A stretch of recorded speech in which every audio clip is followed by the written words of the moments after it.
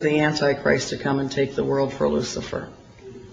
And the last line of that, quote, prayer is, let light and love and power restore the plan on earth, and may it seal the door where evil dwells. Which I had already learned from reading the Bailey books, that meant sealing Jews, Christians, and Muslims off into their own separate place. And basically they were going to be the phoenix that would arise from the ashes to build a new civilization.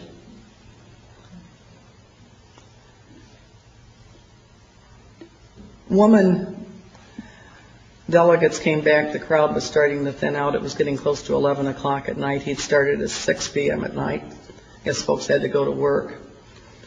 And the woman that stood next to me, very prim, little black lady, very neat, very trim. And she looked like she could have been an activist in any Black Baptist church in Detroit, head of the altar committee or something.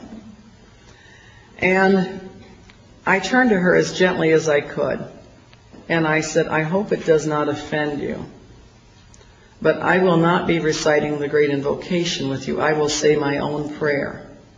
She said, no, honey, that's all right. We all have our own paths to God. And I said, the reason I will not say the great invocation is the scripture said very clearly, the Antichrist would come and deny that Jesus was the Christ.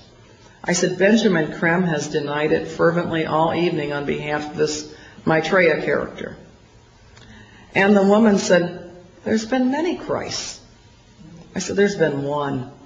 His name is Jesus. And they turned from rows around and looked at me like I was from outer space.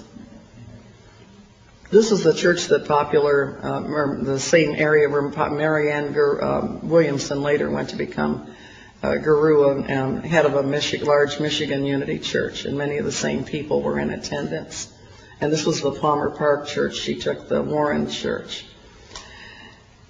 At any rate, Benjamin Creme came in, and he promised the group they were going to recite the great invocation, and then he was going to have a transmission from Maitreya the Christ as soon as that thing was over. But they would say the great invocation first. And his literature said he'd been overshadowed by Maitreya the Christ everywhere and delivered a message. They started from the point of light within the mind of God, may light stream forth, and I went nice and clear, and all the acoustics in that room were wonderful. Our Father, who art in heaven, hallowed be thy name. Thy kingdom come, thy will be done. And I did that every single stanza. And they got down to the last part and said, let light and love and power restore the plan on earth, and may it seal the door where evil dwells. And I said nice and clear, may Jesus Christ return to earth and end the evil present in this room tonight.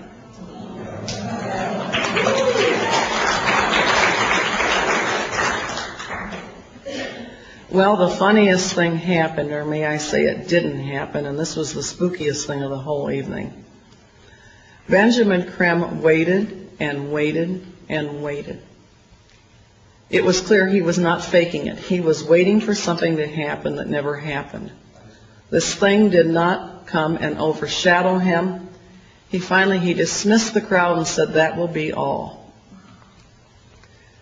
We went out, and of course everybody's glaring at me.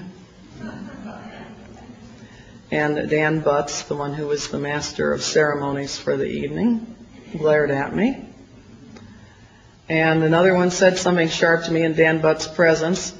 And I said, if your new Maitreya the Christ, Betreya the Christ, or whatever his name's supposed to be, were everything he was cracked up to be, one lousy Christian in the room reciting the Lord's Prayer shouldn't have stopped him.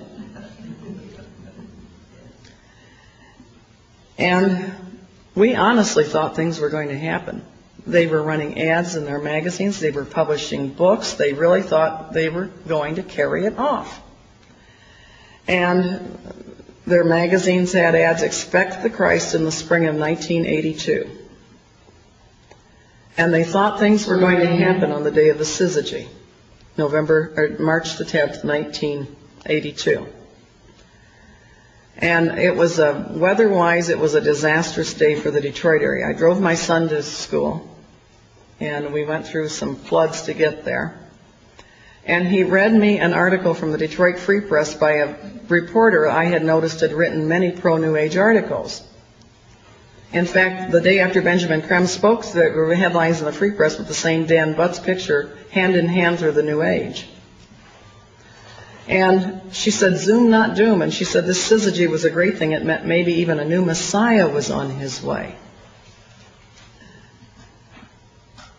I was so depressed, so discouraged. The weather didn't add to my mood. She said that all these things were taking place this day, that even in Fort Wayne, Indiana, which is my hometown, that a man, John Davis from Wyoming, Michigan, would be giving a talk for the Coptic Fellowship, the 3 stages of the Christ reappearance. And I thought there's just no way to stop this.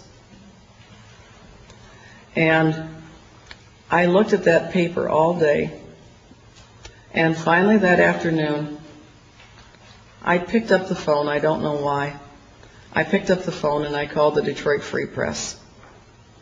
And I asked if I could please speak to the reporter who wrote the article. It was Ruth Seymour's byline. And they said she was unavailable. I left word, said I'm an attorney in downtown Detroit. I would like to speak to her. I have some material that might be of interest. She called me back approximately 15 minutes later. And I was going to say something very sharp to her, but she sounded so scared I couldn't bring myself to do it. And I said, "You've written several articles about the New Age movement." She said, "Yes, I have." I said, "How would you like to see the flip side of that movement?" She said, "What do you mean?" I said, "I've examined it carefully. It's identical to Nazism." She said, "Why do you say that?" And I quoted the Foster Bailey passage I read to you about Europe. And then I said, "They're using 666 and calling it a sacred number." She said, "Oh, creepy." I said, "I lecture on this every other week at St. Genevieve's School in Livonia." I said, "If you like, I would be very happy to make a copy of my lecture notes outline for you. And you can check my references for yourself and see if I've been accurate."